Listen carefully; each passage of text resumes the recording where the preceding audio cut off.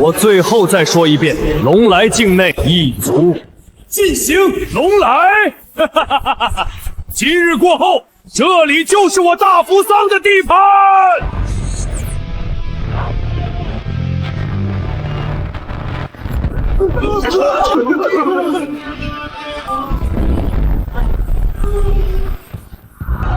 建军，多亏你了！此战过后，可保我龙来疆域30年无忧。职责所在，分内之事。只是国主，我申请退役之事。建军，你可是我龙来唯一的5星战将，你真打算退役？罢了，你离家已有10年，思乡情结，是该回去看看。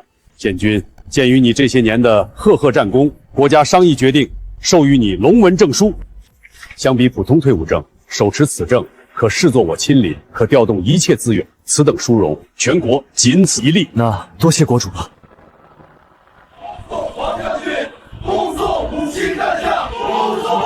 从今以后，我不再是什么5星战将，我只想做回王家村的王建军，那个会帮母亲挑水劈柴的儿子，那个会给妹妹买糖葫芦的哥哥。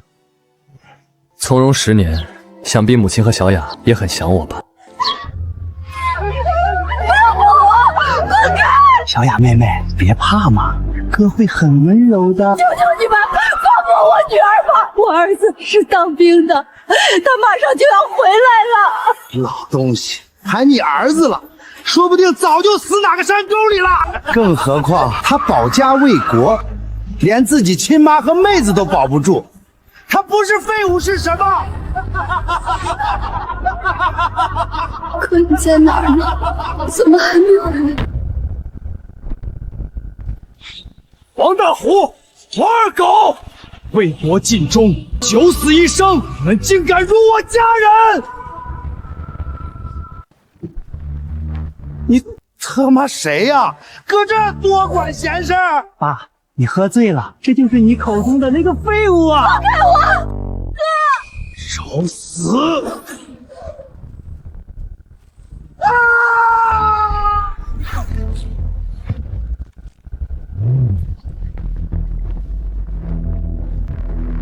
儿子，小杂种，你敢动我儿子，我他妈弄死你！你们还愣着做什么？一起上啊！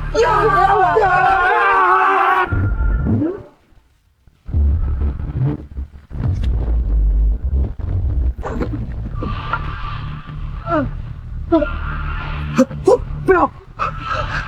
我哥可是王家村的村长，你要敢动我，他不会放过你的。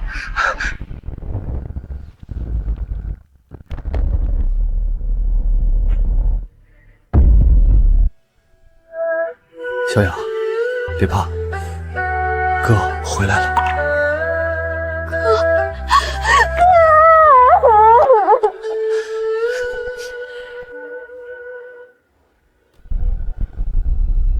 妈，儿子不孝，让你受委屈了。但儿子现在回来了，儿子向你保证，以后绝对没有人再敢欺负你们。傻儿子，快起来！说这些做什么？妈只希望你和小雅平平安安。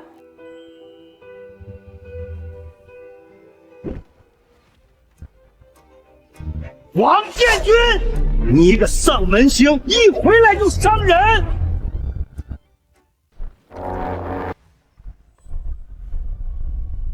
王建军，一回来就下这种黑手，你眼里还有没有王法？还有没有我这个村长？大家都看看，这就是从外面回来的大人物，对自己本家兄弟下这种毒手，简直就是个畜生！是啊，下这么重的手，确实有些太过了。富贵，不是建军的错，是他们要欺负小雅，还打我！你给我闭嘴！你个老东西！你儿子不分青红皂白，打断了人的手脚，这你都敢包庇？我看你们娘俩就是一伙的。就是他们先动手的，他们耍流氓，我的衣服。耍流氓？谁看见了？我看是你自己穿的不三不四，勾引人吧。怎么啊？说完了？王建军，你想干什么？我知道你能打，但是现在时代变了，出来混讲的是背景，讲的是势力了。实话告诉你，镇上安保公司队长刘国才刘队，那可是我好兄弟，我已经给他打电话了，他马上就过来了。今天你逃不掉。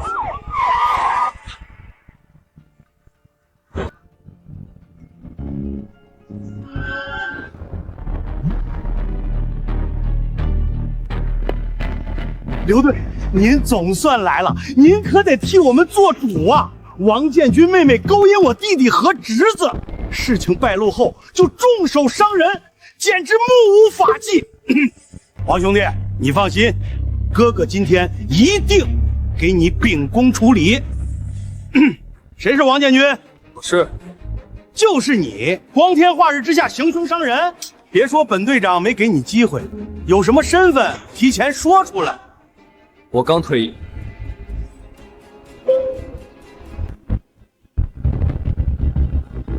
这是军官退役证书。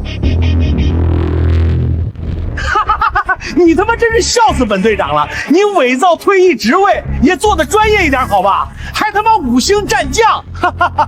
没错，你要是那什么5星战将，我还是国主呢！行了行了，看来你也知道，一个大头兵的身份退役毫无作用，所以搁这儿招摇撞骗。可惜这套对我不管用，你还是老老实实跟我回队。还愣着干什么？他涉嫌故意伤害，还不把他给我铐起来带走！不能抓我儿子，哥！妈，小雅，别怕，相信我，没事的。我可以和你们走，但我保证，你们会后悔的。我后悔，老子今天就让你知道，在王家村，我王家就是天；在白杨镇，我刘队就是法。铐上，站高。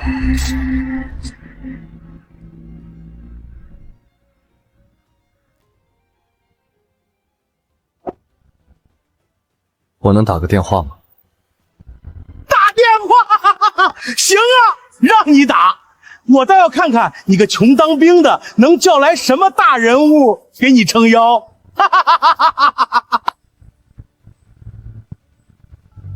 李强，是我在青州白杨镇安保公司遇到了一点麻烦。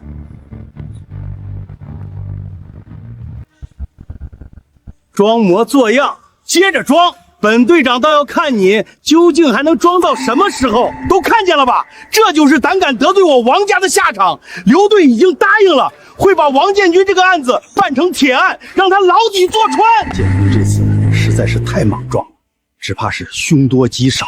虽说不是呢，整个白杨镇谁不知道王富贵和刘国才两人好的穿一条裤子，背后甚至还有人。桂兰啊，我看你还是替你家建军向王富贵服个软吧。好男不吃眼前亏，他好不容易回家，难道真要去坐牢吗？都怪我，哥，你千万不要有事啊！国主，不好了！王兰将返乡到家第1天，遇上黑恶欺辱其家人，理论争辩，反被当地安保公司扣押带走。岂有此理！王战将在前线浴血奋战，这群硕鼠宵小却在背后相互勾结，无恶不作。国主息怒，王战将曾经的部下李强、赤莲等人收到消息后，已经第一时间动身赶往了。那就好，我们绝不能让英雄流血又流泪。传我命令，开启1级战备状态，所有航线路线全部为他们让路，同时允许他们在权限内调动所有力量，不限制人数，不限制装备。1队、2队全部紧急集合，全员全装，带上你们最硬的家伙。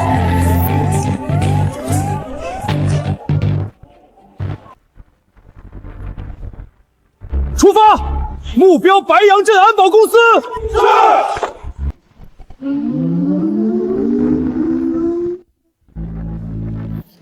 我倒要看看，究竟是谁吃了雄心豹子，居然胆敢抓我们队长！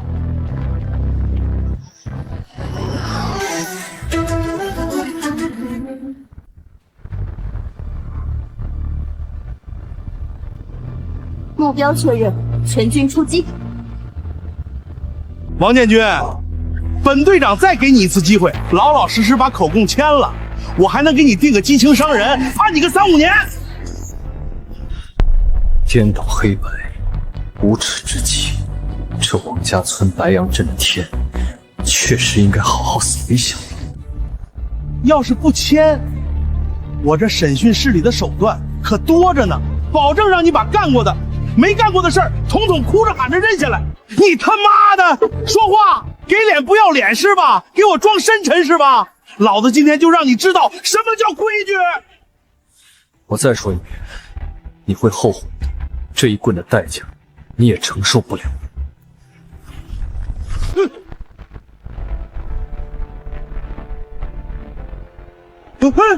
你什么情况？这么大动静？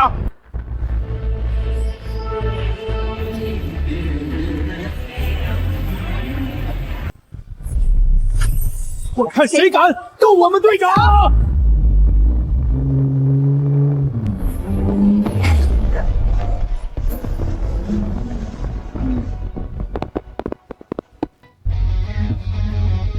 终于来了。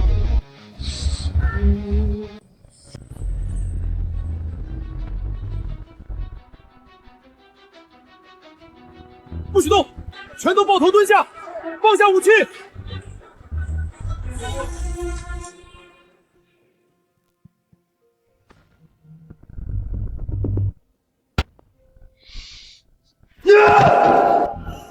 你他妈的知道他是谁吗？你他妈的知道他是什么身份吗？谁给你的狗胆，居然敢抓他！你敢打我？你们又是什么人？查！给我查！你涉嫌包庇黑夜势力、滥用职权、非法拘禁、刑讯逼供等多项罪名，给我把这个叫刘国才的和所有涉案人员全部控制。是。你们不能这样对我！你们这是滥用职权！放开我！你们知道我姐夫是谁吗？我姐夫是县安保公司的张涛，张副总。县安保公司副总是吧？张涛是吧？哼，真是好大的官威！今天我就让你死个明白！将军、队长，我们来晚了。将军，难道你真是5星战将？怎么可能？你穿着再朴素不过的旧衣，怎么真的可能是5星战将？我说过很多遍，你们会后悔，现在可曾相信了？王建军，不，王将军，我错了，我有眼不识泰山，我再也不敢了。你刚不是还自信有你姐夫张涛给你撑腰吗？现在怎么怕？行了，拖下去，依法处置。王建军，王将军，我错了，你大人有大量，就饶我一次吧。队长，您没事吧？国主得知您受辱，家人被欺，已经下达1级指令，授权我们调动所有战部资源，为您彻查此案。没错，国主原话：任何部门、任何人员不得阻拦，确保一查到底，绝不姑息。队长，您想怎么做？我已经退役，按照你们的计划调查即可。而且我母亲和妹妹还在家里，多半在为我担惊受怕。我先回去安抚他们。队长，我送你。那这里就交给我来处理。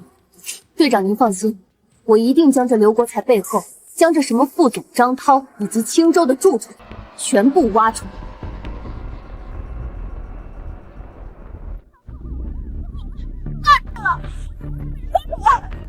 你们公司也被关了！啊！给我判死，敢钻老子的公司，还敢抓国财！我也不知道，我家的让你们招惹我，这个我这儿讲，你们说俩是战都来了。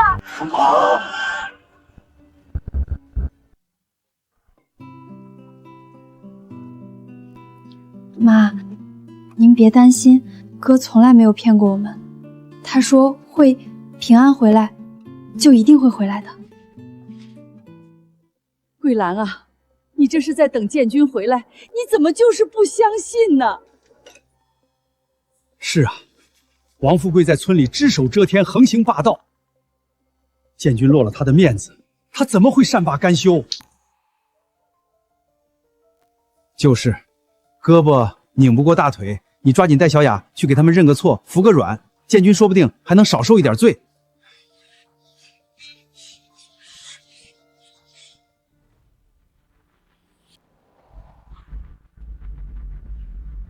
建军居然还真安然无恙的回来了。妈，又让您和小雅担心了。回来就好，傻孩子，你平安回来比什么都强。走，快进屋，妈给你做了你最爱吃的鸡蛋面。你们是建军战友吧？快，一起进屋。伯母不必客气，我们就不进屋打扰了。队长，我这就去逮捕王富贵、王大虎一行人，他们仗势欺人，堪称罪大恶极，必须让他们为自己的恶心付出代价。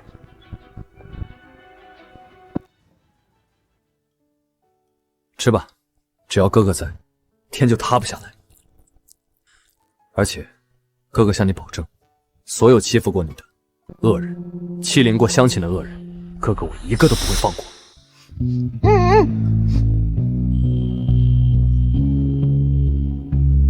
有哥哥在，有哥哥保护的感觉，真好。王建军那个废物，居然把老子打成这样，只是让他坐牢，真是便宜他了。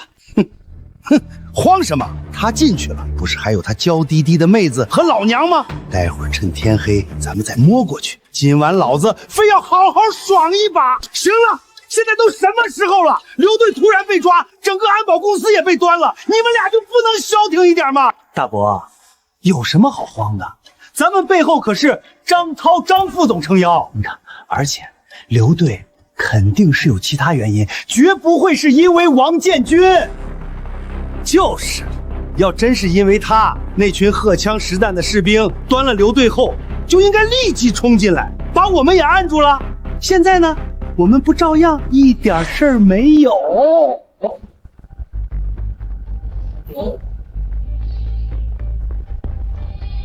王富贵，你利用村长之便，涉嫌多起职务侵占、贪污受贿，我现正式对你进行逮捕。王大虎、王二狗，你们父子谋害国家重臣家属，故意伤害，同样罪恶难逃。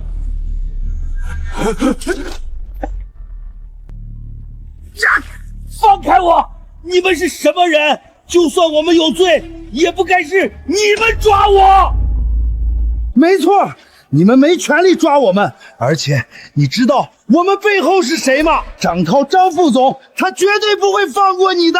张涛，呵呵，放心，马上就到他了，有一个算一个，从下到上，你们谁也跑不掉。装甲车、战机，真是笑死我了。要说那叫什么王建军叫来几个战友，老子还勉强相信，现在连战机什么都扯出来，这不明摆头装腔作势，想要吓唬老子吗？简单的身份呢？他再有什么身份，也大不过老子背后的靠山。在白山县地界，乃至整个青州，我们都是无可争议、翻云覆雨的天。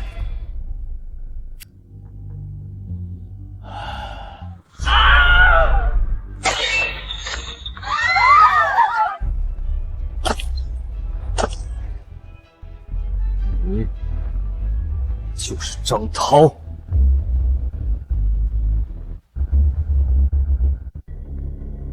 无关人等立刻离场。王建军是吧？老子他妈没去找你，你小子倒先上门送死了。这样吧，跪下把老子鞋擦干净，再去找有关部门，承认诬告伤人的罪名，乖乖把刘国才给我放出来。老子还能给你个活命的机会。那我也给你个机会，交代你刚口中说的那个所谓靠山，我还能让你少受一点苦。王建军，他妈给脸不要脸是吧？那就不要怪老子心狠手辣了。老子混了这么多年，你以为老子会没一点准备？这些可都是老子精挑细选的好手，个个都能打，以一敌十都不在话下。所有人上，给我弄死他！是。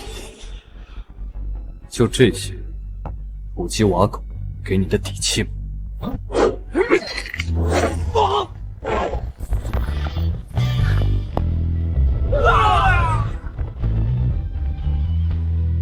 一招，竟然只用了一招，这不可能！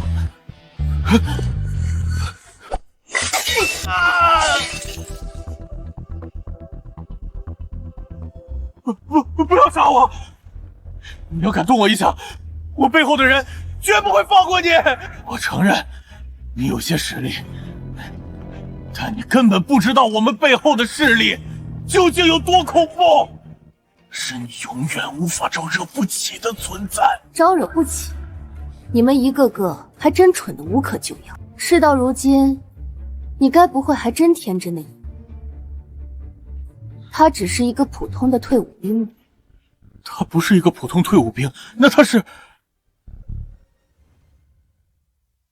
他不是一个普通退伍兵，那他是……所有人不许动！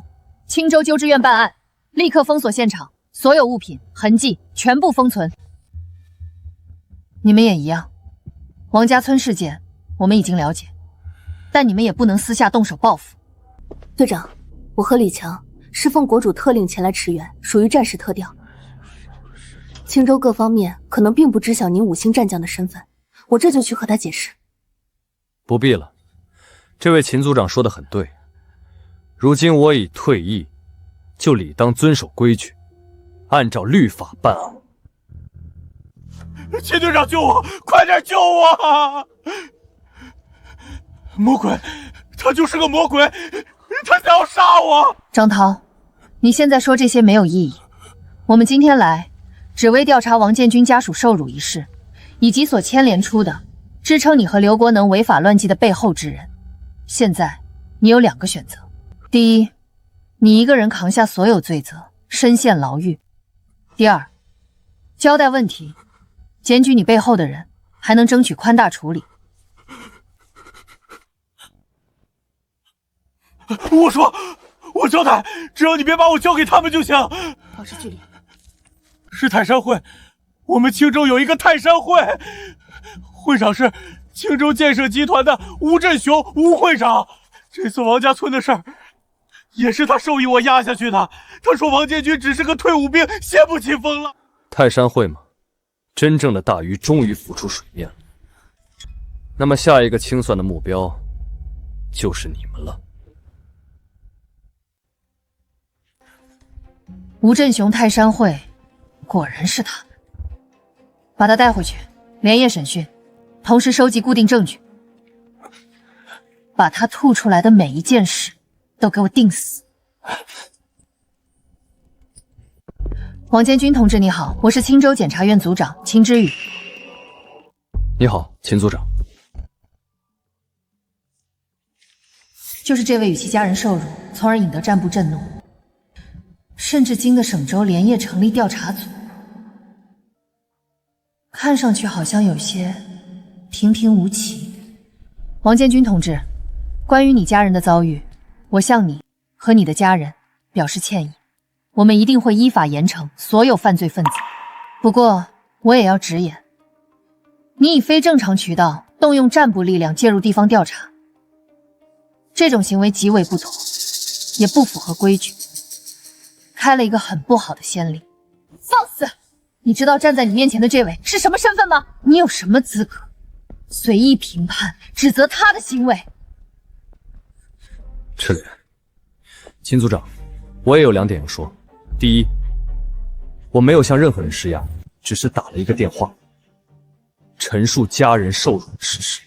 第二，我不仅是想为我家人讨一个公道，更是为千万青州百姓讨一个公道。王富贵、刘国才之流作威作福，连我的母亲、妹妹都敢欺负。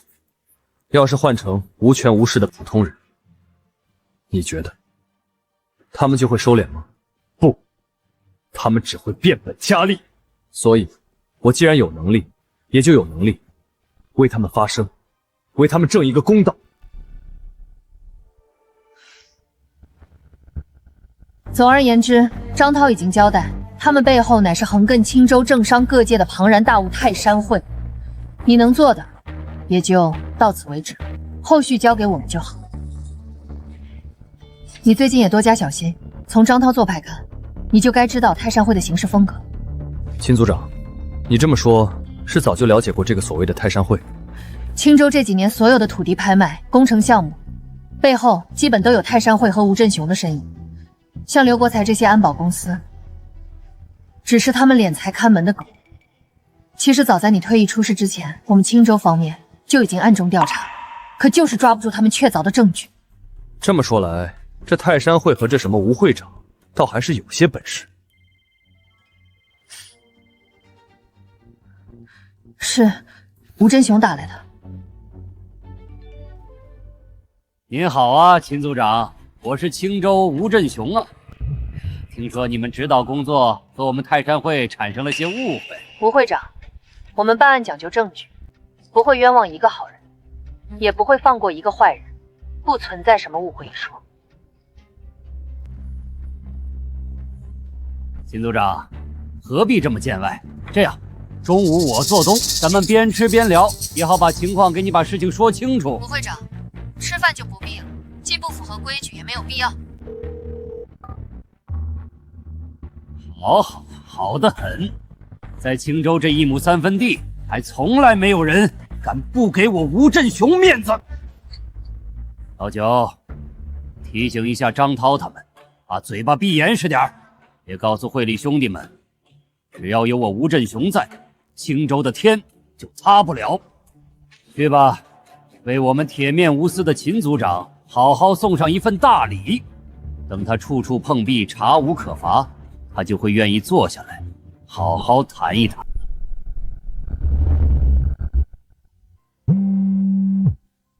这吴振雄的消息还真是灵通。我们刚逮捕张涛，线索刚涉及到他和泰山智慧身上，他就立即知道了。组长，不好了，我们刚从战部接收的王富贵等成员，刚刚在律师的陪同下全部翻供了。组长，我们原本计划去接触张涛供出的几个关键证人，结果他们全部莫名失踪了。组长，更糟的是，张涛也突然改口翻案，声称此前供述泰山会和吴振雄的罪行全是我们刑讯逼供所致，没有法律效力，甚至要举报我们滥用职权。这就是泰山会的反击，没想到来得这么快。吴振雄这就是在给我们立下马威，逼着我们去赴他的约。秦组长，若是有什么需要，我可以出手帮忙。队长，咱们何必插手？我们的秦大组长刚才可是夸下海口，后续全部交给他，我们能做的也就到此为止了。赤莲，你想怎么做？你可千万不要乱来。之前的事勉强算是你正当防卫，而现在是在审讯室，案情复杂。放心，我既然答应会堂堂正正地端掉泰山会这颗毒瘤，就一定会做到。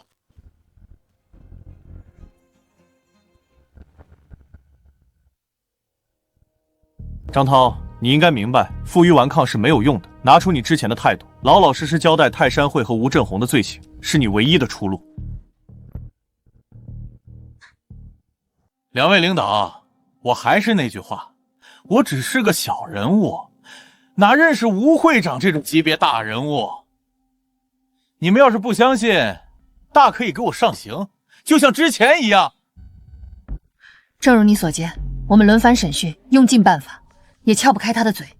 显然，吴振雄偷偷传话提醒过他了。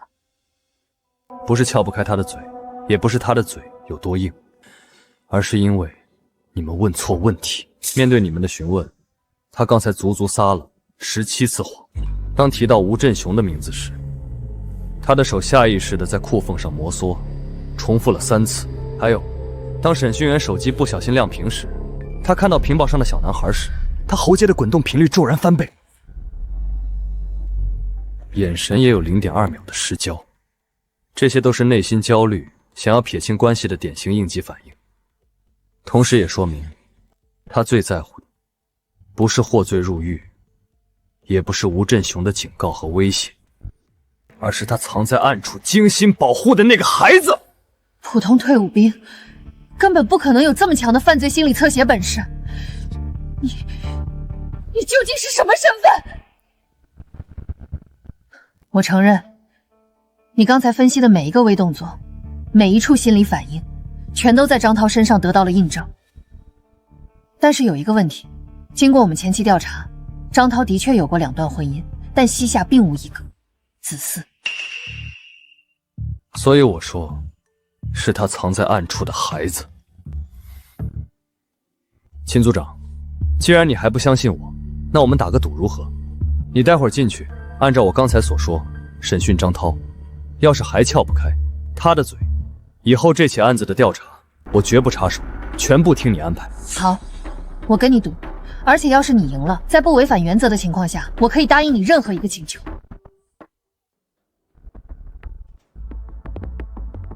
哟，秦组长打算亲自上了。按理说，你刚把我从王建军手上救下，我应该报答你的。但泰山会和吴会长的事儿，看我确实是不了解、不清楚。张涛，你说你不了解吴振雄，但你谈及他时，下意识摩挲裤缝，代表着焦急和想要撇清关系。一个小男孩的照片，你真正的软肋是藏在暗中的孩子。张涛，现在不了解、不清楚，别动他，求求你们，别打扰他们的生活。我说，你们不是想了解泰山会和吴振雄，我什么都说。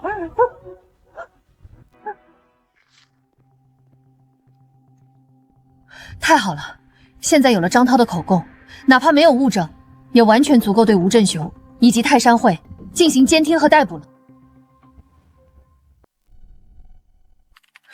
监听情况怎么样？报告组长，情报无误。今晚正是泰山会和核心成员聚会的日子，吴振雄等人已经全部到。各位放宽心，虚惊一场而已。事情到张涛为止，我已经给他传过话了，就算真暴露，他也会扛下一切。会长，真的假的？张涛他真会愿意？由不得他，那些事他本身就都有参与，一旦招供，只会罪加一等。更不要说，他还有个宝贝儿子藏在外面。我相信，他是个聪明人。好，还是会长英明，有会长坐镇，我们泰山会固若金汤。只要控制事态不扩大，一切都好说。不过必要的时候，还是得让张涛永远闭嘴。只有死人才不会说谎。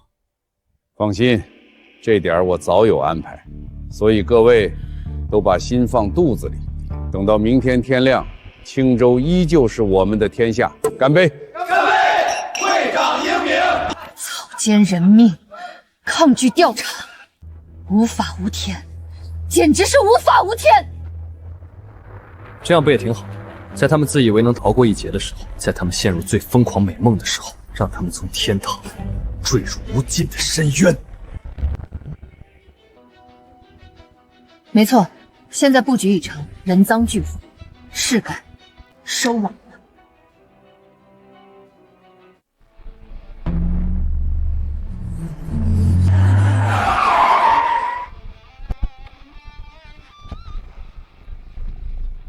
各位，今晚我们此次行动的目标，就是抓捕包括吴振雄在内的所有成员。同时，据张涛交代，泰山会近5年来最原始、最紧密的账目和交易记录，就存储在地下室的服务器里，务必找到并妥善保管。这是扳倒泰山会的铁证。是。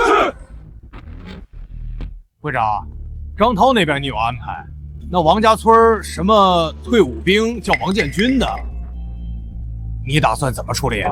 他这次可差点让我们泰山会栽了个大跟头。他蹦跶不了多久了。我已经联系海外，花重金聘请了一支雇佣兵，专业人士处理专业问题。雇佣兵？会长，这有些太激进了吧？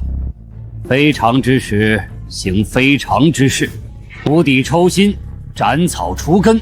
只要王建军这个源头消失了，秦之宇到时候没人没证据，就彻底掀不起风浪了。就是激进什么？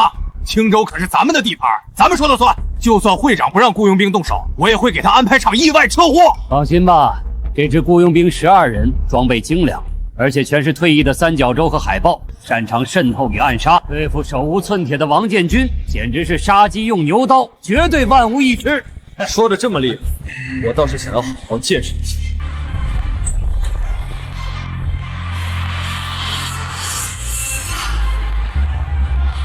吴振雄以及泰山会的各位，这里其中一份是张涛的口供笔录，完整记录了你们垄断工程、挨压百姓等罪行；另这份是你们的逮捕令，还请你们配合跟我回组里，好好接受调查。在我们泰山会的地盘，还想让我们束手就擒，做你娘的美梦！那就比比，究竟是谁的子弹更快！组长，小心！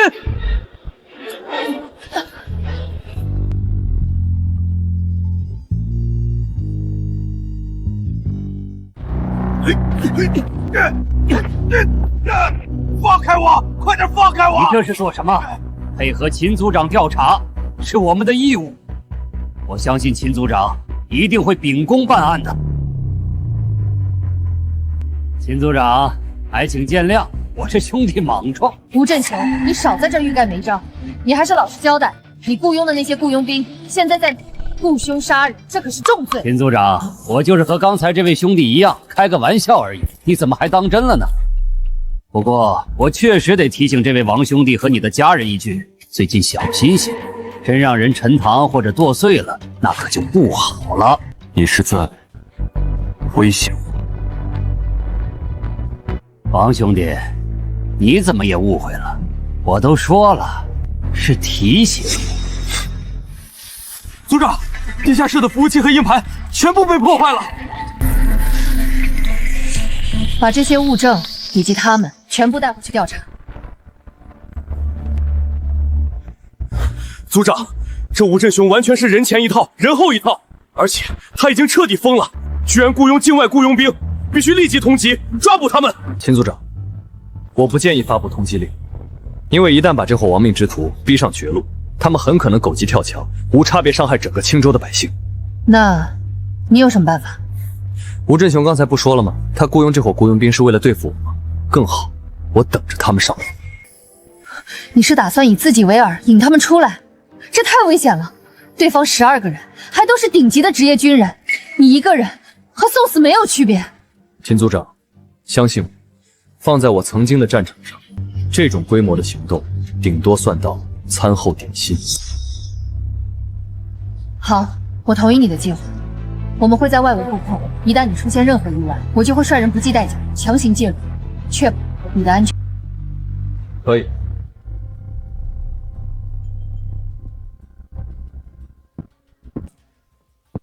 你就是秃鹰，老板被抓了，不过行动继续，钱也不会少你们的，不惜一切代价也要除掉王建军。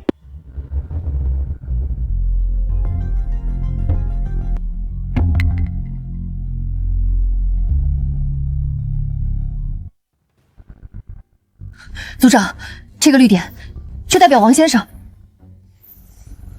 组长，王先生的计划成功了，他们果然来了。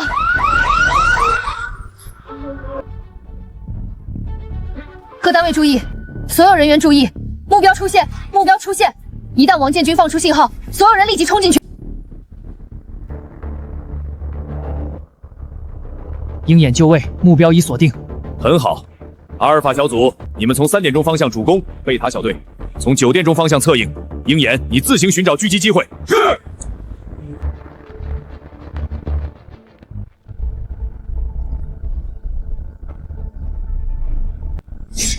120米外，3人呈品字形，正在靠近一堵半塌的围墙。左后方90米，2人正借着巨大储水罐的阴影前行。700米外，狙击手1名。虽说比之前那些乌合之众强些，但是也挺业余的。现在狩猎开始了。不好，目标消失，目标消失！别慌，他只有1个人，且被我们层层包围，他逃不掉。阿尔法1号，你从左侧门进入，2号、3号火力掩护。安全。阿尔法1号，报告情况。阿尔法1号，1号收到，请回答。阿尔法2号、3号进去看看。贝塔小队保持警戒，我利亚士。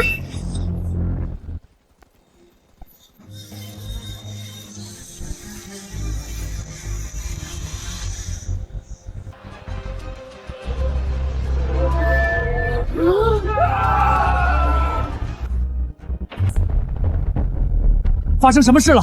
阿尔法小组报告，贝塔小组快回话！不到1分钟，就把整个阿尔法小队和贝亚小队灭了。你跟我说他是普通退伍兵，撤退！所有人立刻撤退！不能走！你们已经收了钱，就得替老板除掉王建军。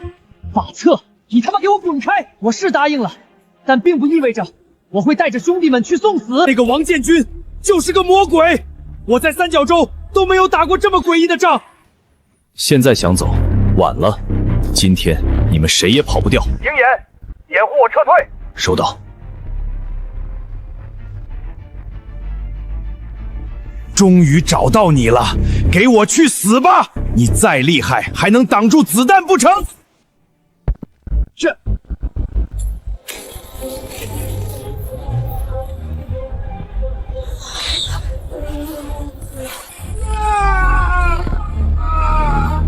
组长，不仅王建军的信号消失了，那12个雇佣兵的信号消失了。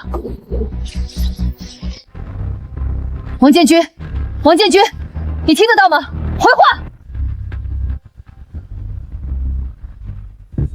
不等了，所有人行动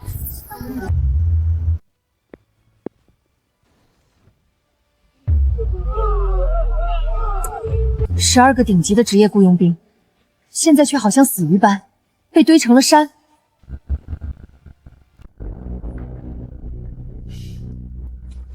王建军，你怎么样？有没有哪里受伤？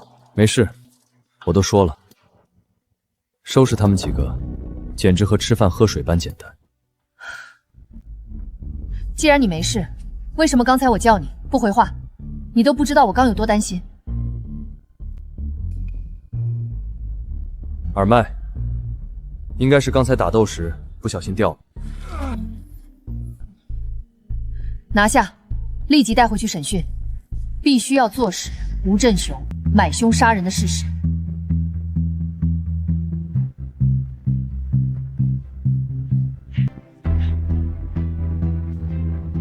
我们可都是职业军人，行动失败已经是奇耻大辱，还想让我们出卖雇主？你们做梦！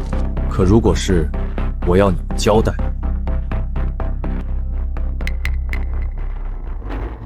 OK， 我有我的职业素养，但同样尊重强者，我愿意听你的。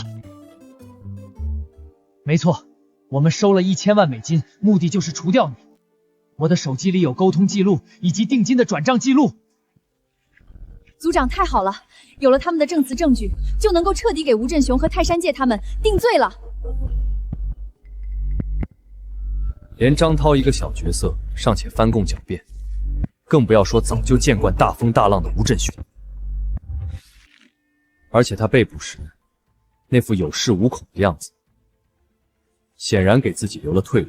就像他雇佣兵，乃是利用他手下阿九之手。没有确凿证据，证明是他。没错，接下来怎么给吴振雄定罪，怎么把泰山会办扎实，这才是真正的难题。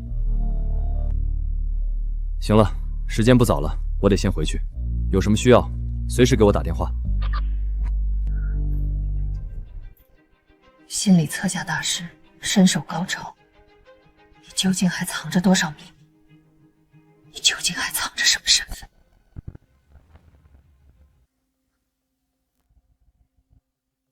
秦组长，这是物理销毁，盘片被高速钻头彻底贯穿，存储结构完全被破坏，还经过了至少800度以上的高温灼烧。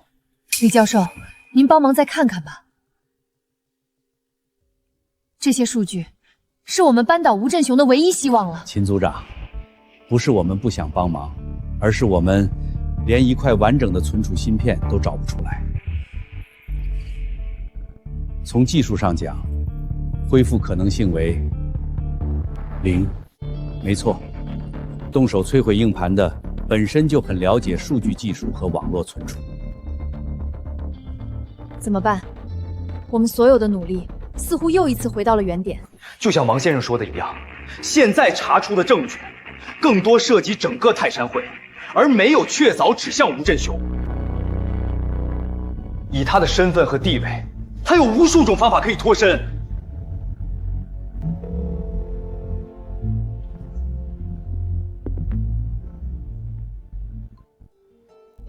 我马上过来，我有办法修复。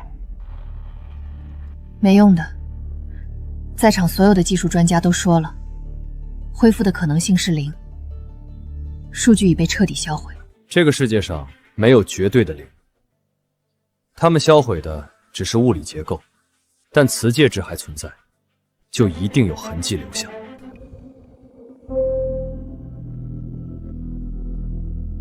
组长，你说王先生真能修复吗？要知道现场这么多专家，束手无措。我的理智告诉我，这是天方夜谭。但是，见识过他一次又一次的创造奇迹后，我相信，他这次也一定能。队长，以您的身份和权限，何必这样大费周章？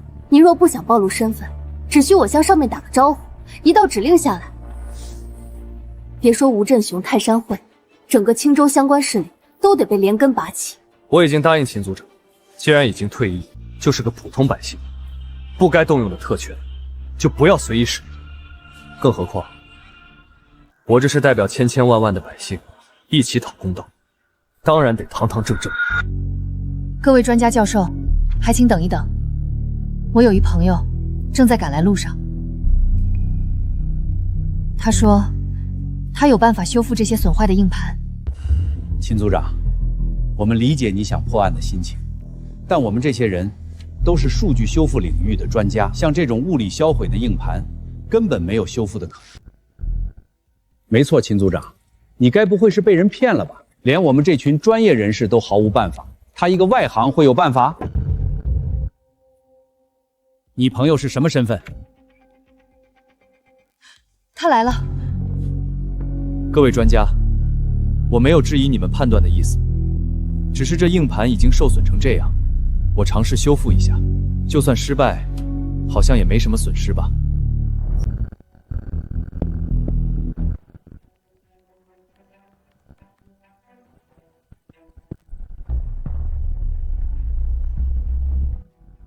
幸不辱命。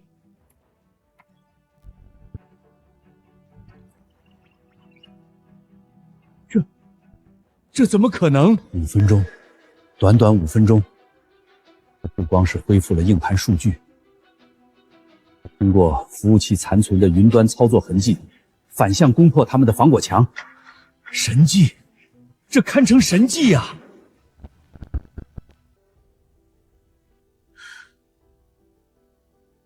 铁证，这是一份铁证，现在人证物证已经完全闭环，足以完全钉死吴振雄和泰山会。王小友，你今天这番操作，当真是让我们开了眼了。没错，王先生，刚才是我们目中无人。对了，不知道你有没有收徒的打算？你们想干什么？王先生就算真要收徒，都是收我。论资历，论技术，论天赋，我都是你们当中最强的。滚开吧你！你都一大把年纪了，也好意思和我们争？各位专家，其他的事儿我们先不提，咱们先忙案子。这些数据我虽然已经恢复，但仍旧有多层加密，后续解密梳理、分类归档，还是得麻烦各位专家。王老师您放心，这些小事儿交给我们就好。没错。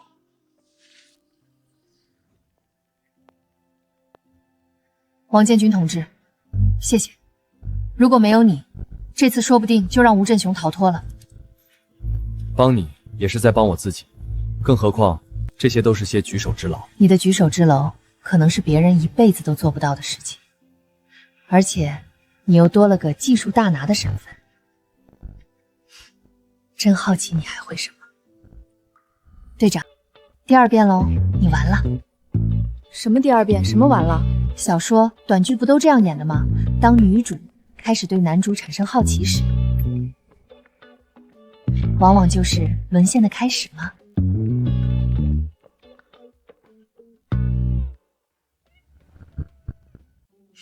好啊，都敢开组长玩笑了。看来是我最近太惯着你们了。行了，还是抓紧梳理证据，然后突击审讯所有泰山会成员吧，趁热打铁，一举拿下他们所有口供。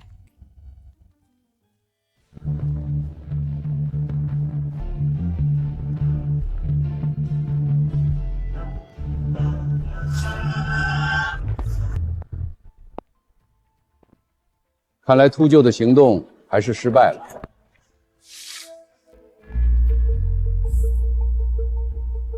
这份是你手下老九交代，你命令他雇佣秃鹰雇佣兵小队谋害王建军的证据。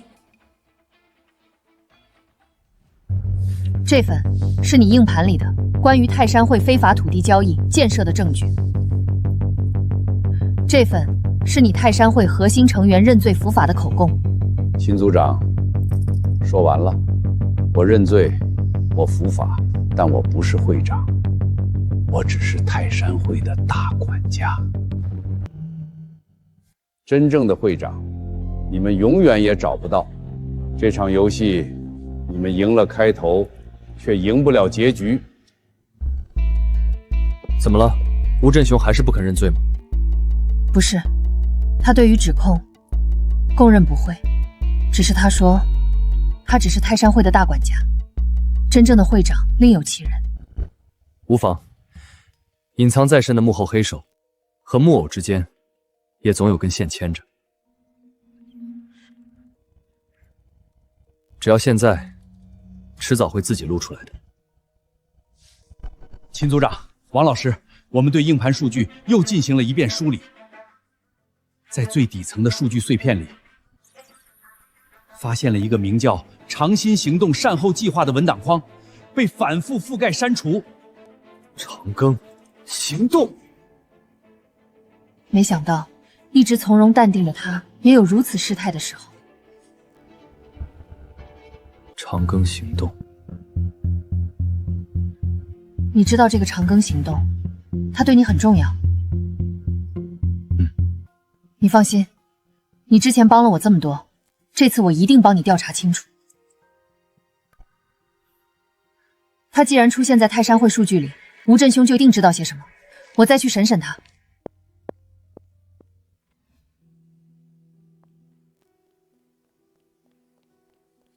队长，我听说泰山会的案子居然牵扯到了长庚行动。当年行动到一半，却意外遭遇到了敌人的精准伏击，火力配置、人员数量都被对方死死压制。那一战打得异常惨烈，兄弟们折损近半。原本以为那只是意外，如今看来，这场惨烈的背后，藏着不为人知的真相。山猫、二牛、医生，那一战，我去晚了，没救下你们。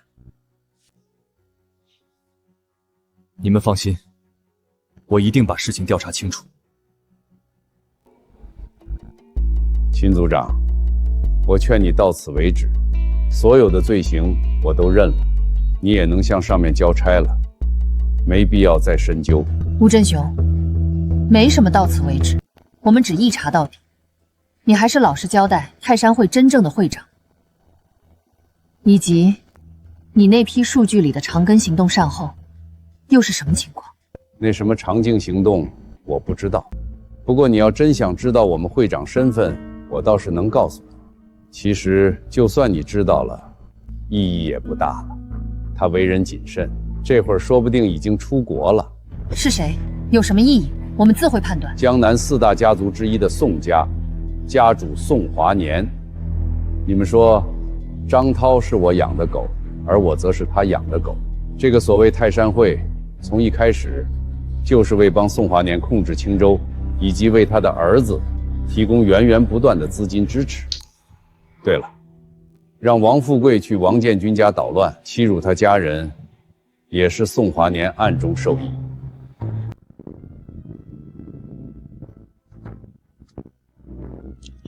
Hello， 来杯香槟。好的，先生，您是在庆祝什么吗？庆祝自由，庆祝新生。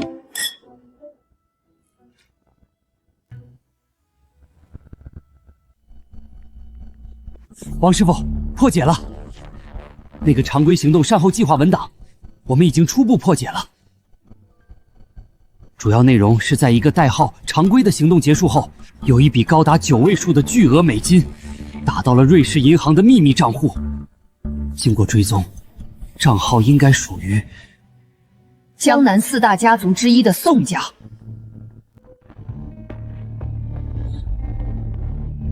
长歌行动没多久，宋家就收到这么一笔巨款，这其中必然有猫腻。查整个宋家。等等，不用去了。宋家身为江南4大家族之一，主要核心是其家主宋华年，以及其独子宋启明。公开资料显示，宋启明长期在海外从事风险投资，掌控着数十家离岸基金，而宋华年也通过伪造护照，抢先一步乘坐飞机出国了。他这是心虚逃跑了。当年长庚行动的惨痛损失，必然与他脱不了干系。出国了？没错，他落地后又转了几趟航班，刻意抹除行踪。我们现在连他在哪个国家都不知道。无碍，不管怎么说，出国绝对是他最愚蠢的决定。在国内，能动用的手段有限，且要遵纪守法。可在国外，我就无所顾忌了。这么说，你有办法了？你知道宋华年最在乎的是什么？从吴振雄的交代以及这些资金最终流向看，他最重视的不是他经营了一辈子的宋家，也不是他赚取的那些不义之财，而是他那个宝贝独子，那是他所有希望的延续。你的意思是，以宋启明作为突破口？没错，秦组长，宋华年父子都在海外，你们想要调查已经不太方便，接下来就交给我吧。我会亲自找上门，查清当年的真相，为我那些枉死的兄弟们也讨个公道。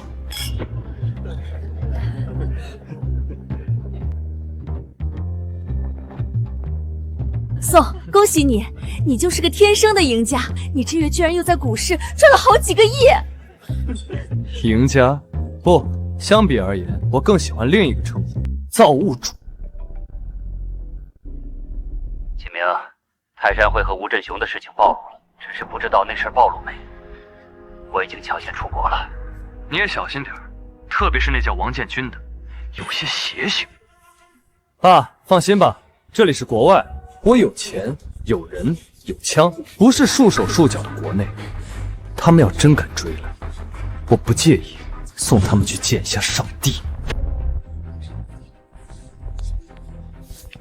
巧得很，我的想法和你一样，在这片土地上，我可以不受束缚，对你使一切手段。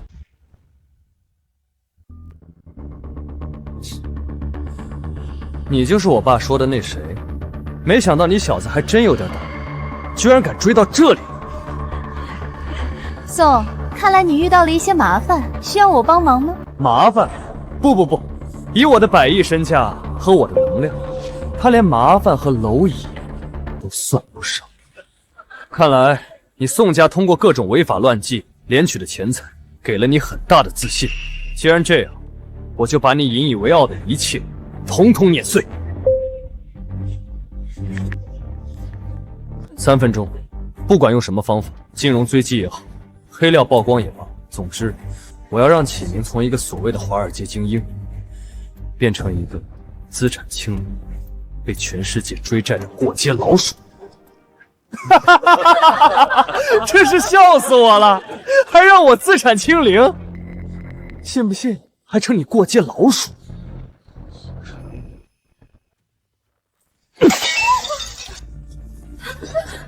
小子，我这些保镖可都是最精锐的特种兵退役，能死在他们的手里，也算是你的荣幸了。每一个试图对我动手的都没有好下场。3分钟并不长，我劝你还是静心等一等，再做决定。妈，你也配！老子的时间每一分每一秒都价值千金，还愣着做什么？给我上！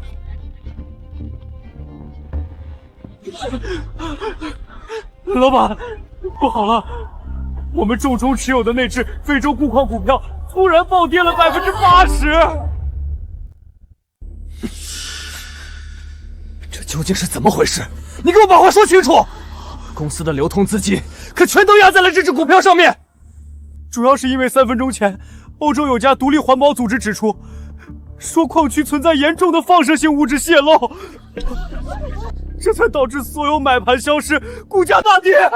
该死的，哪来的环评报告？我们怎么一点消息都没有？不过，这也说明这只是一场意外，和他的那通电话毫无关系。老板，我们主导的对白银国光速未来公司的并购案，刚也被金融监管部门紧急叫停了。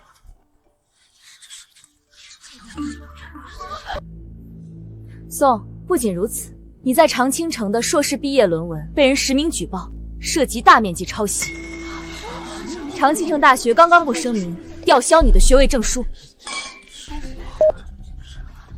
宋，接董事会命令，我们花旗银行将会和高盛等马上联名要求你们偿还贷款，若不按期还款，将马上查封你们公司和账户。老板，还有，完了，全完了！我苦心经营了近10年的金融帝国全部没了。现在你还觉得这一切都只是意外吗？现在你还觉得你是所谓的造物主？是你，这一切都是你做的，对不对？是你，对不对？你到底是什么人？为什么会有这么大的能量？我是谁？一个为家人讨公道，一个为兄弟寻真相的普通人罢了。普通人能光靠一个电话，3分钟就毁掉我所有的产业？你骗谁呢？信不信由你。不过接下来该你回答我的问题了。第一个问题，你父亲宋华宁现在在何处？第二个问题，你们宋家和长庚行动以及血蛇组织究竟有什么关系？长庚行动？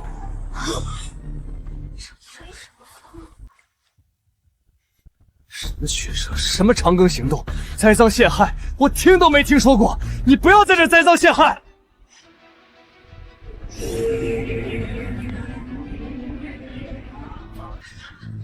你这副心虚的样子，你果然是知道些什么的。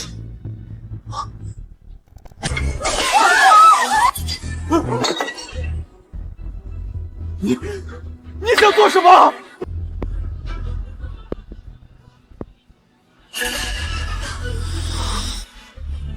还不快给我上！是快破产了，但我现在还是你们的老板。快上！我要是出事，你们这个月的工资谁给你们发？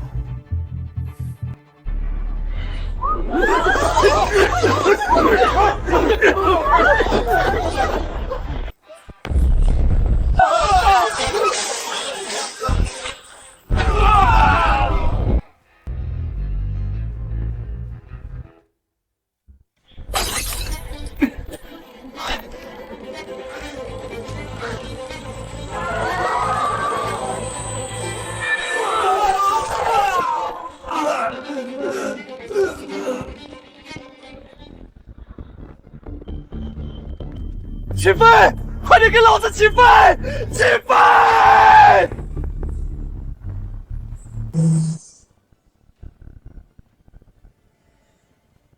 小子，你给我等着！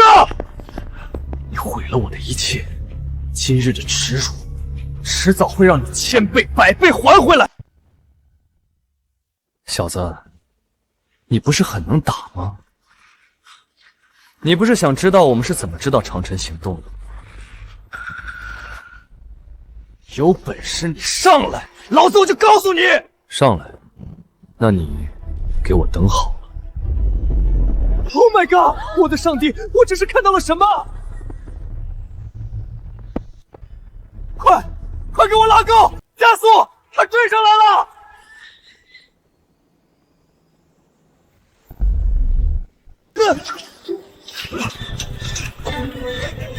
不好，油箱坏了，平衡系统也坏了，仪表盘也全部失灵了。老板，我们要坠机了。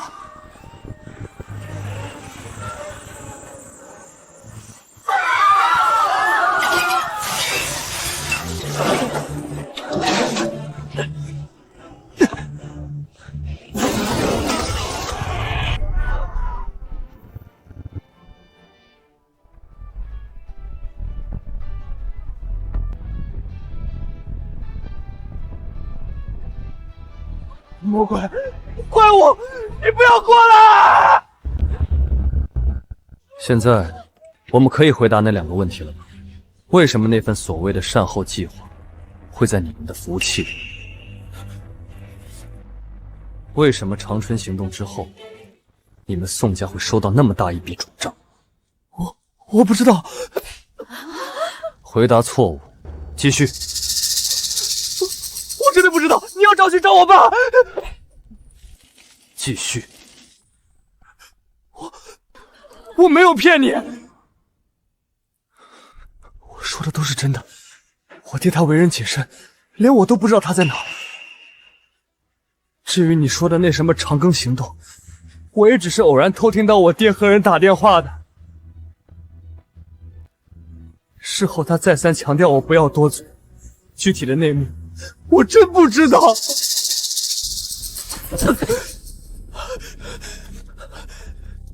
现在给你爸打个电话，让他把话讲清楚。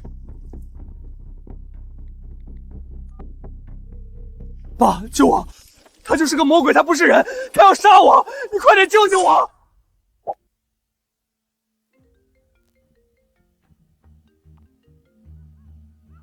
什么？爸，救我！你快点救我！宋华年，你躲得了一时，躲不了一世。我奉劝你，乖乖回国投案自首，并且主动交代你们宋家和长城行动以及血蛇组织的关系。你是王建军？告诉你，你要是再敢动启明一根手指，我保证。我的腿，我的腿断了！爸，你快救我！我动了，你又能拿我怎么样？王建军，我承认我低估你了，但是这样就想逼我束手就擒，简直是痴心妄想。我宋华年从不接受威胁。启明，你再忍耐一下，爸要真回国自首，我们宋家就彻底万劫不复了。爸向你保证，你受的每一份伤害，都会让他100倍偿还。你别看我，我也不知道他还有什么下手，但你放心，他绝对不会管我的。我可是他的独子，别杀我！建军，你妹妹小雅被人抓走了。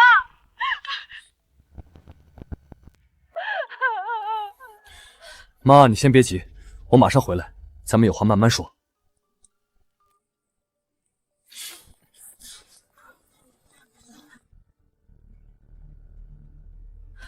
建军怎么办？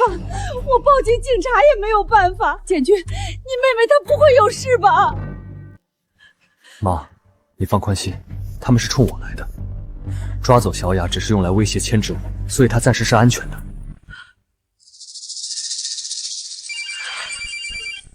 王建军，没料到吧？咱们俩都想到一块儿去了。现在你妹妹在我手上，想保她性命，就乖乖把启明给我放了。宋华年，你当我是蠢货吗？现在我们彼此手上都有人质，大家投鼠忌器，谁也别想占便宜。既然如此，那我们就做个了断吧。你不是一直在找我吗？现在告诉你，我在血蛇岛，你妹妹也在。3天后岛上交换人质，现在公平了吧？宋华言，我答应交换，但我警告你，我妹妹要是少了一根头发，我保证让你们做宋家所有人鸡犬不留。口气倒不小，这就要看你有没有这个本事了。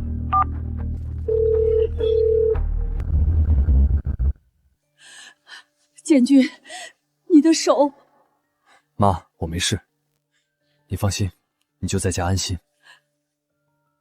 我一定会把小雅完完整整的给你带回。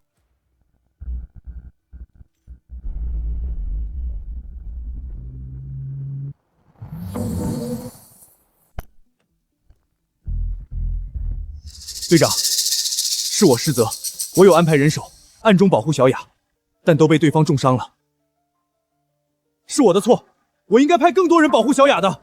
不必自责，防得了一时，防不了一世。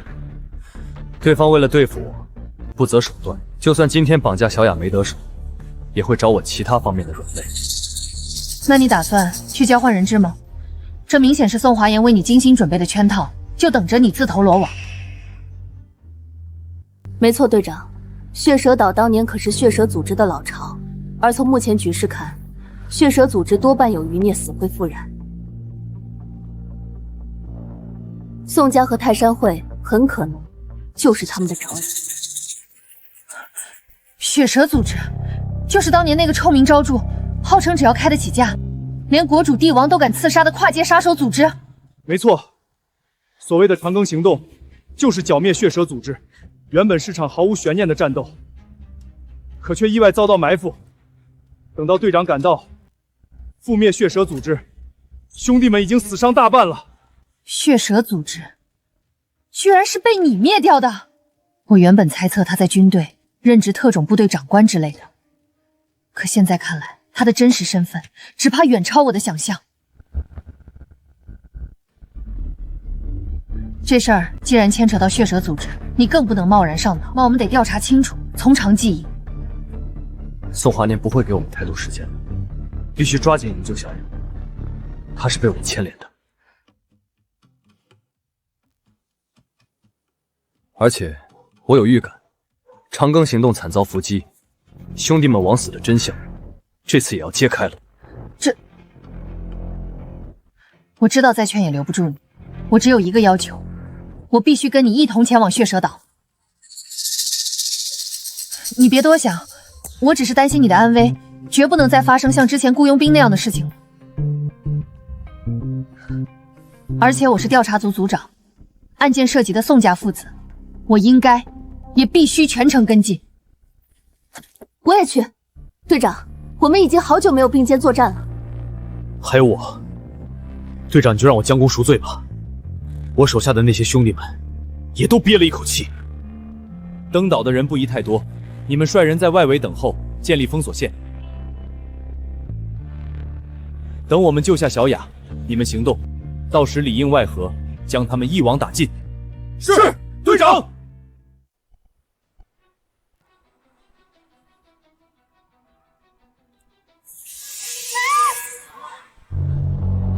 别怕，按时间算，你哥差不多就快到了。等我救下启明，就把你们兄妹一起丢下去，喂这些小宝贝儿，到时你就不用再担惊受怕了。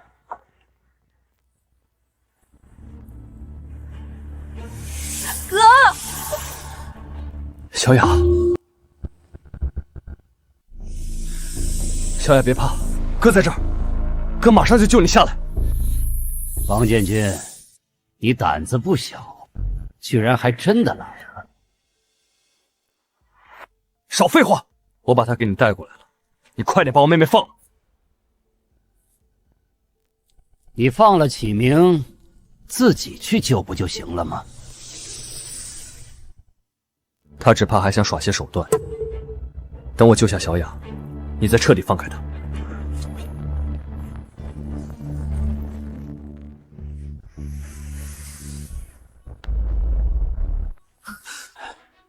多谢楚老救下犬子，楚老果然高风亮节，身手不凡。什么？你是楚老？你认识他？楚老乃是青州唯一的武道宗师，一身古武修为深不可测，据说几乎刀枪不入。不过他平日为人正派，行事磊落，怎么会和宋家父子同流合污呢？小姑娘，你竟然知道我，还不快束手就擒！还有，分明是你们绑架宋少，从而威胁勒索宋家主。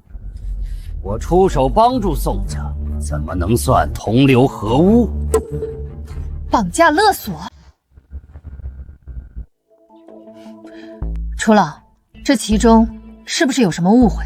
没什么误会，宋家主早就把事情前因后果告诉我了。是你们无耻的绑架宋公子，他被逼无奈之下，才同样绑架了人质，并请我前来主持公道。没错，楚老，这两人简直丧心病狂，穷凶极恶。他不仅绑架了我，还把我的腿生生打断。你一定要替我报仇！你骗人！我哥不是那样的人，你们才是坏人。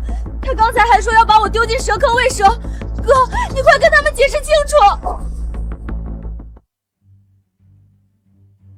小雅，哥哥今天教你一句话。在绝对的实力面前，再多的辩解与颠倒黑白，都毫无意义。好大的口气！无知小儿，果然和宋家主所说的一样，仗着有些许实力就口出狂言，无法无天。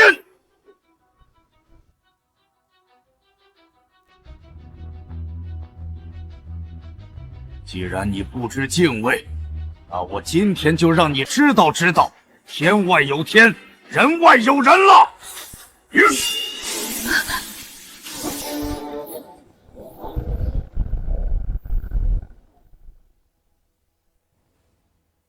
哥，好大的威力！楚老就是这样，赶紧废了他！王建军，你不是挺厉害的吗？你不是挺嚣张的吗？现在怎么只知道躲了？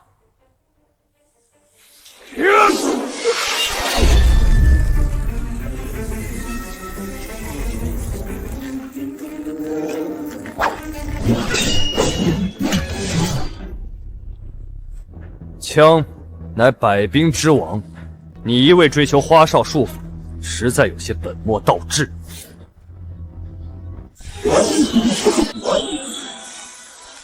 在我看来，世间枪术万变不离其宗，核心不过拦、拿、扎、格、击、洗。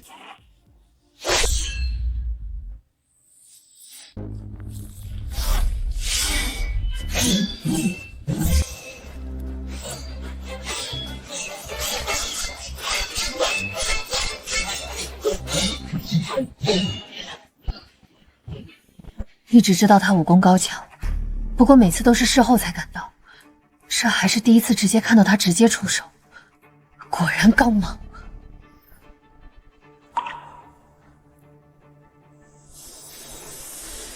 刺！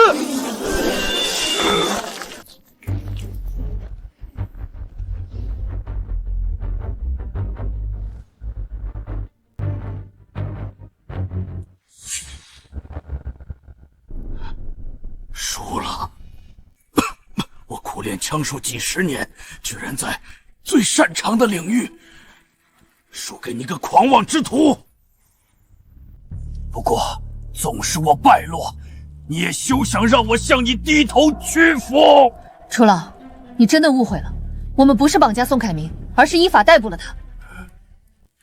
依法逮捕。没错，他们父子不仅通过泰山会在青州作恶多年，甚至还和曾经臭名中昭著的境外血蛇组织有千丝万缕的关系。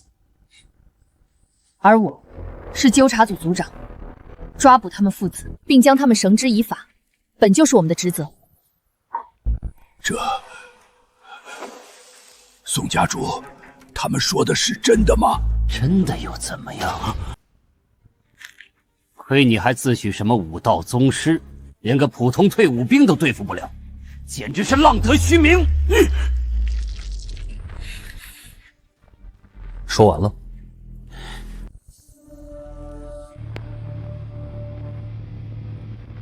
那就好好交代一下，你们和血蛇组织究竟是什么关系吧？你想做什么？爸，怎么办？你快想想办法！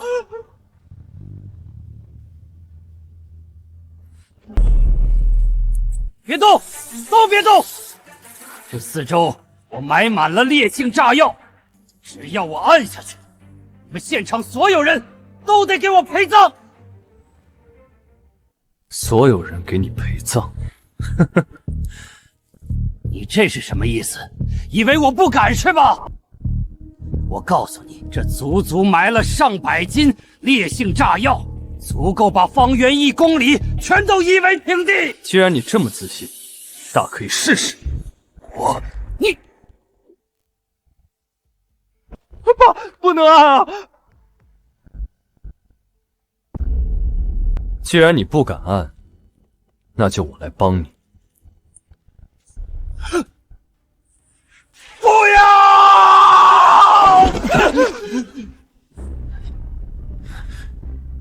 啊，怎么回事？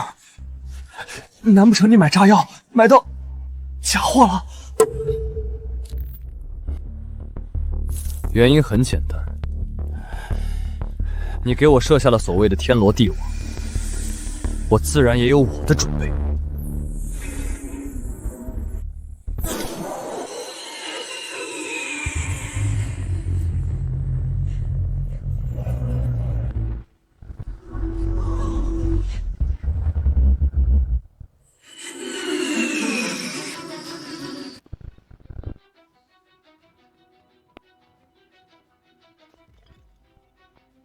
队长，全岛所有炸弹已经全部拆除了。我们对整个血蛇岛也完成了全域搜查，除了蛇有点多外，并没有其他异常，也没有发现血蛇组织余孽的踪迹。你究竟是什么身份？居然能调动这么多的战机和人马？这不该是你问的。你现在已经老实回答我之前的问题了，这是你最后的机会。我说，我不是血蛇组织的余孽，我只不过是个听命行事的小人物。没错，我们错了。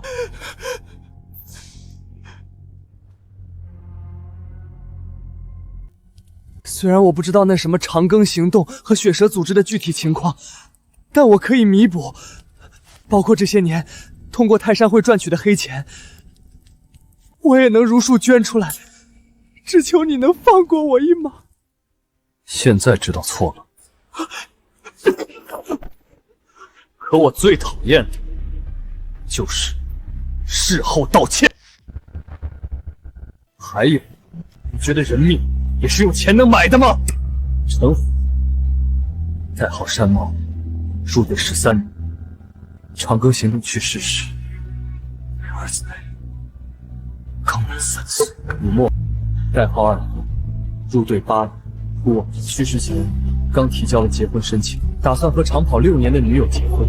赵明腾，代号1下，明明吃穿不愁，却毅然加入。他们都是我的生死兄弟，却在一场必赢的行动中死得不明不白。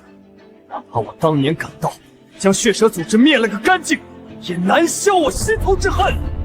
什么？是你灭掉的血蛇组织？难怪大人会让我针对欺辱你家人，难怪他指明要我在这血蛇岛交换人质。大人，你口中的大人是谁？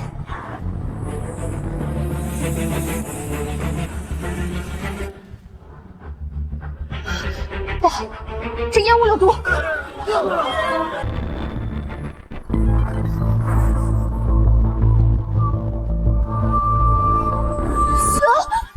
大的一条蛇！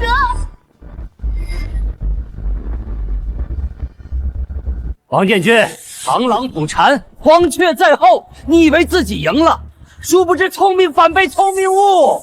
朱叶青大人，你终于来了！王建军以及他的手下全部引出来了，任务圆满完成。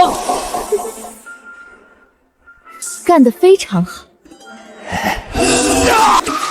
不过你也没用啊。你就是幕后主使之人，当初血蛇组织的余孽，长庚行动也是你泄密的。没错，当时我还是龙分部的会长，意外通过宋家渠道得知你们打算剿灭我们血蛇组织，我第一时间传讯总部，可惜还是低估了你的实力。我的父亲、兄长全都惨死在你的手里，至亲之仇不共戴天。为了钱财，你们组织动辄灭人绝户，连襁褓中的婴儿都不放过。我们剿灭你，乃是替天行道。好一个替天行道！那我今天要是弄死你们，按照你们龙来的老话，是不是就是以眼还眼，以牙还牙？那就要看你有没有这个本事了。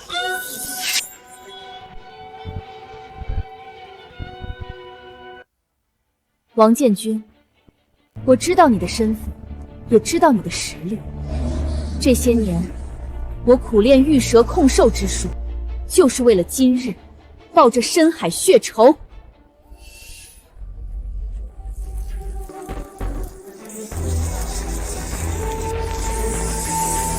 凭这些毒蛇长虫就想要报仇？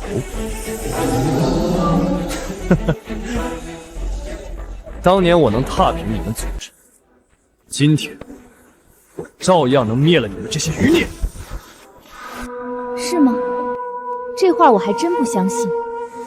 我这些宝贝，每一条都堪比宗师，我今天就算磨，都能磨死你。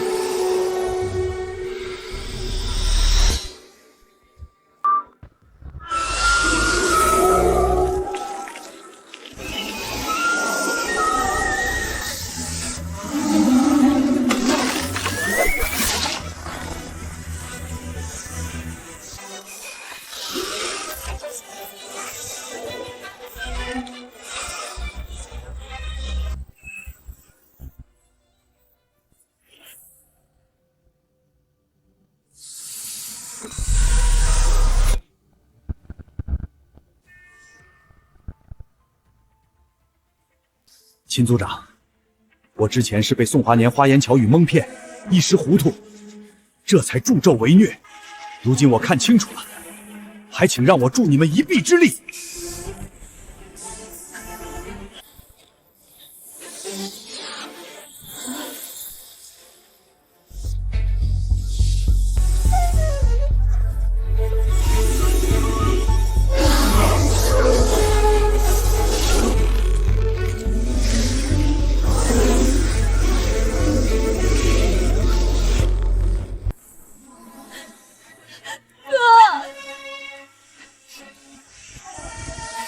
王建军，乖乖上路吧，你不会寂寞的。等你死后，我会把你重视的家人全部送下去陪你，把你拼死保护的国家也一点点的摧毁。不好意思，恐怕今天要让你失望。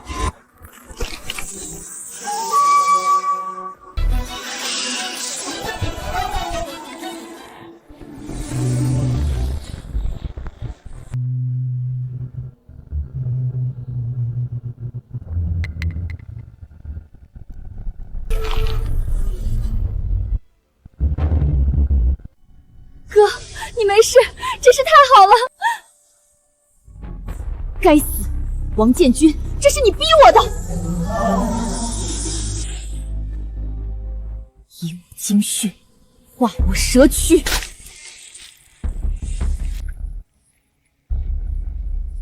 小黑，该你了。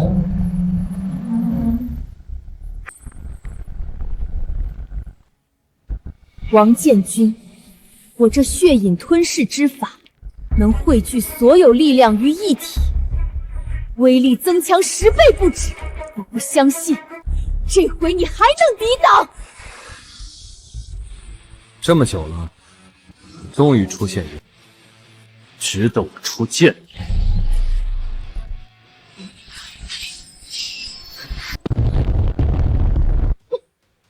么可能会这么强？没什么不可能。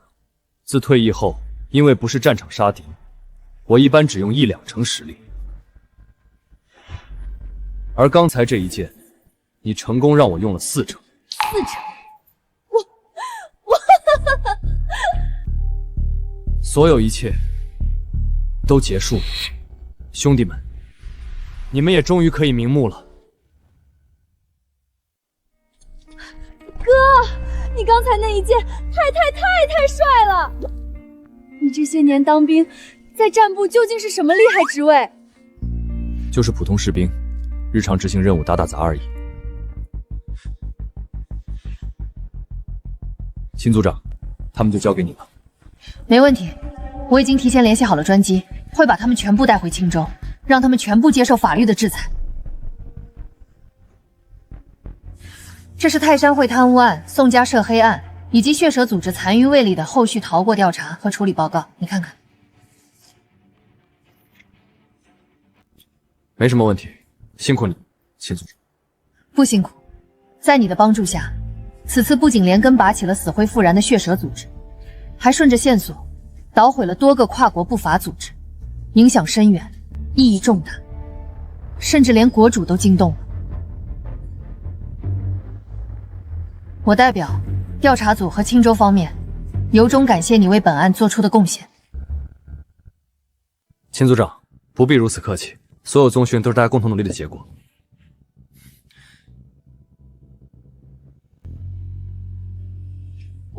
我给你续点水。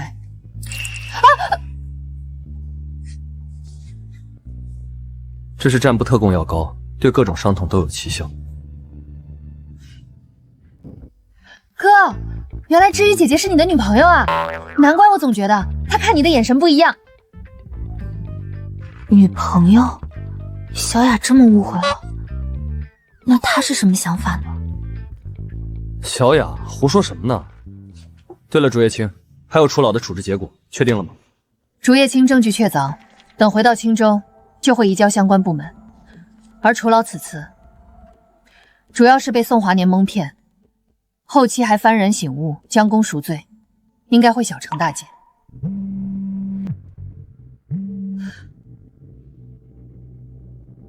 芝芝，你是不是半个小时后航班落地？妈，你怎么突然问这个？妈，你该不会又想给我安排相亲？芝芝，这次和以前那些不一样，我给你物色的这个家世清白，品行端正，你绝对会满意的。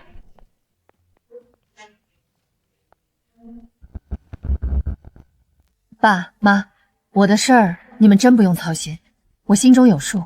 你的终身大事，当妈的不操心谁操心？这事就这么定了，我们现在就在机场等你，你别想跑。女士们、先生们，我们的飞机即将抵达青州机场，请做好着陆准备。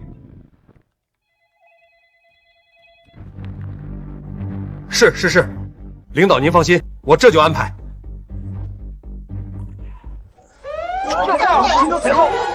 接国主最高指令，立即清空3号跑道，无条件为战部专机降落，沿途航班全部避让。通知治安厅、海关、纠察院，最高规格立刻派专人专车前往停机坪等候，按照最高规格接待。我郑重再提醒一遍，待会儿要降落的乃是我龙来唯一的5星战将，绝对不容有失。甚至国主他老人家都在赶来的路上。明白。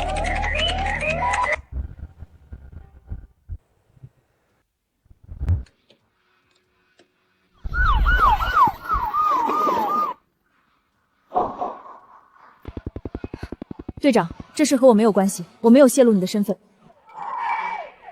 可能是巧合，机场未必就是在为我们戒严。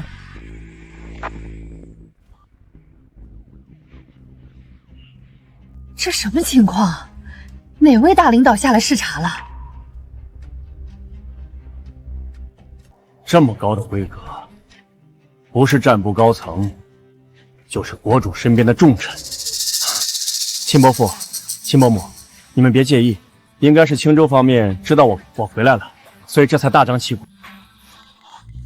哦，原来是这样，我怎么把天佑你给忘了？芝芝，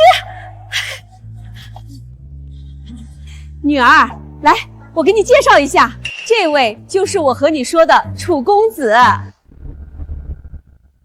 芝芝，怎么样？楚公子优秀吧？爸妈这次没骗你吧？爸妈，我之前说的很清楚，我的事情不用你们操心，而且我已经有喜欢的人了。有喜欢的人？谁啊？对啊，芝芝，什么时候的事儿？我们怎么不知道？你该不会是骗爸妈的吧？爸妈，从小到大，我什么时候骗过你？我喜欢的人，就是他。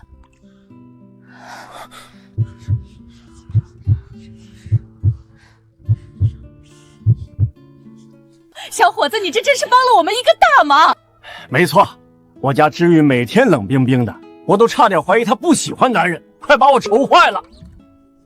现在我们也能松口气。秦伯父、秦伯母，你们怎么能这样？这个王建军，我最近有所耳闻，不过是个普通退伍兵，最近还频频惹事，把青州搅得乌烟瘴气。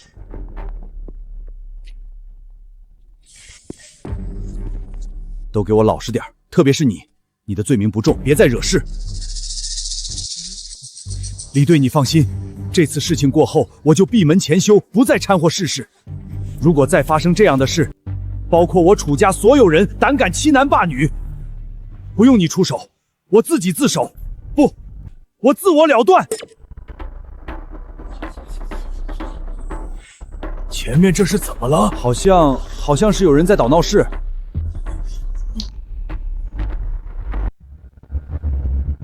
而且他连自己的家人都保护不住，屡次三番遭受欺辱，甚至还被绑架。秦伯父、秦伯母，你说这样一个本事平平、身份低微的人，配得上知羽吗？又有什么能力保护知羽？芝芝，楚公子说的都是真的，还有这些事儿。爸妈，你别听他胡说，他根本不了解前因后果。而且建军要是还叫没本事，这世界上就没人有本事了。那你说他有什么本事？我楚天又不是胡搅蛮缠的人，只是你们一家人的行为未免太过羞辱人了。那个楚公子，对不住，这事儿怪我，是我们没有提前了解清楚。秦伯母，你不用说了，我现在只想看看他究竟有什么本事，能让你们一家人都这么捧着他。兄弟，怎么样？我们俩比划一下。比划什么比划？臭小子，我看你皮又痒了，简直是胆大包天！爸，你怎么在这儿？老子要是今天不在这儿，又让你小子闯下弥天大祸，甚至连累我整个楚家吗？弥天大祸，连累楚家？爸，你就放心吧，我心里有数，这大庭广众之下不会下死手的，我只是想教训一下他。你个臭小子，以为我拦着你是怕你打伤他？我分明是怕……等等，我刚刚听说你也是战部在册成员，既然如此，我便答应你的比试，就当是前辈指点你一下这个后辈。好大的口气！来来来，我倒要看看你究竟有什么本事！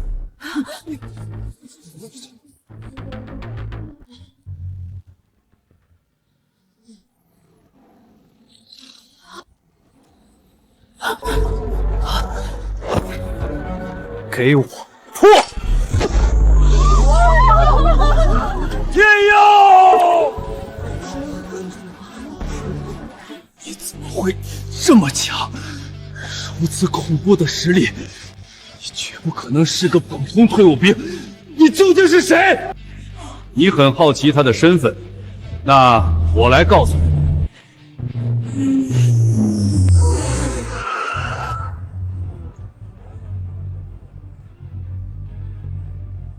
他是我龙来唯一的5星战将，是我龙来当之无愧的复国战神。拜见5星战将！拜见5星战将！